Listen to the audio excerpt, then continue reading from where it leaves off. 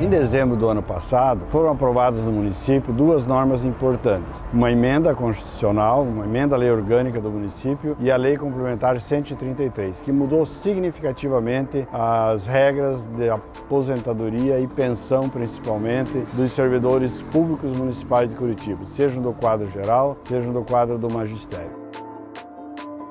Até agora, e com vigência a partir de abril, os servidores municipais de Curitiba aposentados e os pensionistas só contribuíam com a Previdência naquilo que excedesse o teto do regime geral da Previdência, que hoje passa de R$ 7.000. Com a aprovação da reforma municipal, aposentados e pensionistas que ganhem mais do que 2 salários mínimos nacionais, eles passarão a contribuir com a Previdência naquilo que excede. Então, os servidores públicos municipais aposentados e pensionistas tiveram uma redução nos seus proventos com o aumento da contribuição previdenciária. A norma municipal, assim como a norma federal e estadual, preservaram o direito adquirido dos servidores. Mas quem é que tem direito adquirido à aposentadoria ou eventual pensão no município de Curitiba? Aqueles que cumpriram os requisitos até 1º de janeiro de 2022. Quem não completou todos os requisitos para se aposentar até 1º de janeiro de 2022 se submeterá às novas regras de transição aplicáveis aos servidores municipais.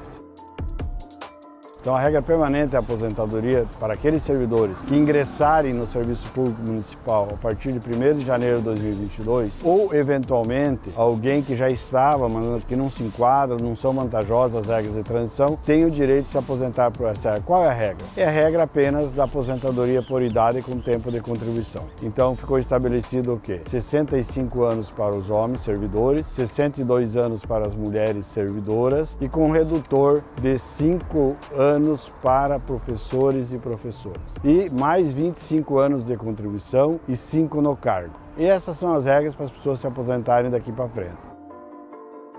Para aquele servidor, aquela servidora que cumpriu as necessidades mínimas que eu já mencionei, e mais 25 anos de contribuição e mais 5 no cargo, eles terão uma aposentadoria de 60% da média dos salários de contribuição, calculados desde julho de 94 para cá, acrescidos de 2% a cada ano que exceder 20 anos de contribuição. Então, uma pessoa que se aposenta aos 25 anos tem direito a 60% da média pelos primeiros 20 e mais 10% dos próximos 5 anos. Significa que para alguém atingir 100% da média, deverá contribuir por 40 anos, senão não atinge essa média de 100%.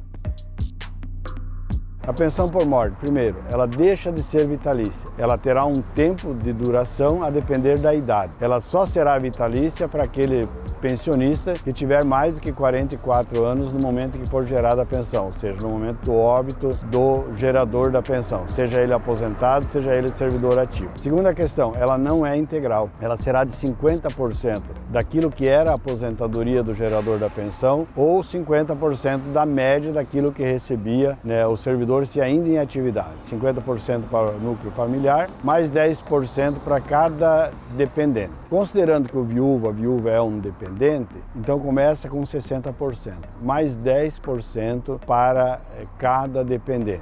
Portanto, para chegar a 100%, precisa ter mais 4 dependentes. Na medida que os filhos menores ou outros dependentes forem atingindo a maioridade, ou seja, perderem a condição de pensionistas, essa cota deles não reverte para o pensionista. Então, ao final, o pensionista terá uma pensão de 60%. A lei permite que haja acúmulo de pensão e aposentadoria. Permite também que haja acúmulo de 2 aposentadorias para aqueles cargos que podem acumular cargos em atividades, que são quais? Trabalhadores da saúde com profissão regulamentada e os profissionais do magistério, conforme o artigo 37 e 16 da Constituição Federal. Então, esses podem acumular. Mas no caso do acúmulo de pensão e aposentadoria, o servidor terá que fazer a escolha pelo mais vantajoso, que seja, vamos dizer que a aposentadoria seja um valor maior, ele fica com 100% dessa aposentadoria e a pensão sofrerá um redutor. Ela só será de 100% até um salário mínimo, será 60% do segundo salário mínimo, 40% do terceiro salário mínimo, 20% do quarto salário mínimo. E dali para frente, a cada salário mínimo a mais seria 10%. Então o que significa? Um aposentado que venha acumular uma pensão ou um pensionista que venha acumular uma aposentadoria, ele poderá ter redução na sua renda, porque enquanto em atividade ele continua recebendo 100% de um e 100% do outro. A partir da hora que ele se aposenta ou que é gerada uma pensão, o segundo benefício sofrerá esse redutor. Então é muito importante colocar isso. Hoje, por exemplo, um trabalhador da saúde exposto aos agentes insalubres e perigosos, ele se aposentava com 25 anos de exposição habitual e com 100% da média, independente da idade mínima. Com as novas regras, ele está sujeito a uma idade mínima e está sujeito também a regras de transição.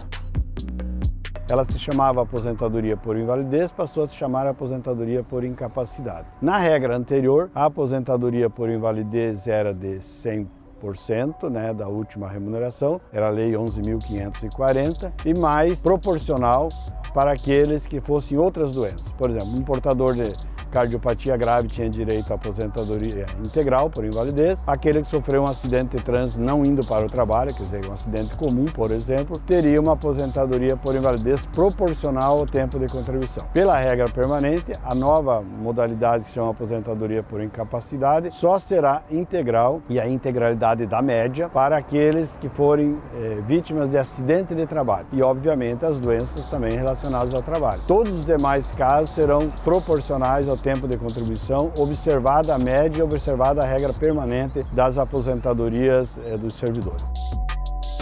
Como regra permanente, aí não há nenhuma novidade, que é a aposentadoria compulsória, porque a própria legislação federal e a Constituição Federal prevêem a aposentadoria compulsória aos 75 anos. Ou seja, um servidor que chegar aos 75 anos, ele tendo não completado os requisitos para se aposentar por outra regra, ele tem que se aposentar. Aqueles servidores que já estavam no serviço público até o dia 1º de janeiro de 2022, esses estão sujeitos a duas regras de transição, basicamente. Uma regra de transição é a chamada regra de transição do tempo adicional. O servidor que já estava no serviço público nessa data, ele poderá se aposentar por essa regra, contribuindo com 100% a mais do tempo que estava faltando. Por exemplo, uma pessoa estava faltando 2 anos para se aposentar. Ela trabalhando 4 anos a mais e tendo o tempo de serviço exigido pela norma e tal, ela poderá se aposentar aos 60 anos o servidor, aos 57 anos a servidora, aos 55 anos o professor e aos 52 anos a professora. E essa é a regra do chamado pedágio, do tempo adicional. E a outra é a famosa regra dos pontos. Vamos pegar o exemplo de uma servidora. Ela completa os 30 anos de contribuição, não é mais 55 anos de idade, é 56 anos de idade, então 30 e 56, e deverá somar 88 pontos. A soma da idade de contribuição deve dar 88 pontos. Um servidor, 35 anos de contribuição, 61 anos de idade e somar 98 pontos. A soma da idade e tempo de contribuição. A idade mínima para uma professora já em 2022 passa a ser 51 anos, para o professor 56. E o tempo de contribuição 25 e 30. E a somatória de idade e tempo de contribuição deve dar 83 pontos para a professora, 93 pontos para o professor agora em 2022. E a partir de 2023 a idade aumenta 1 ano, ou seja, a professora passa para 52 e o professor passa para 57. E a pontuação vai crescendo 1 ponto por ano, até atingir o limite que está estabelecido na própria norma, e depois disso haverá uma outra regra de transição conforme emenda constitucional 103.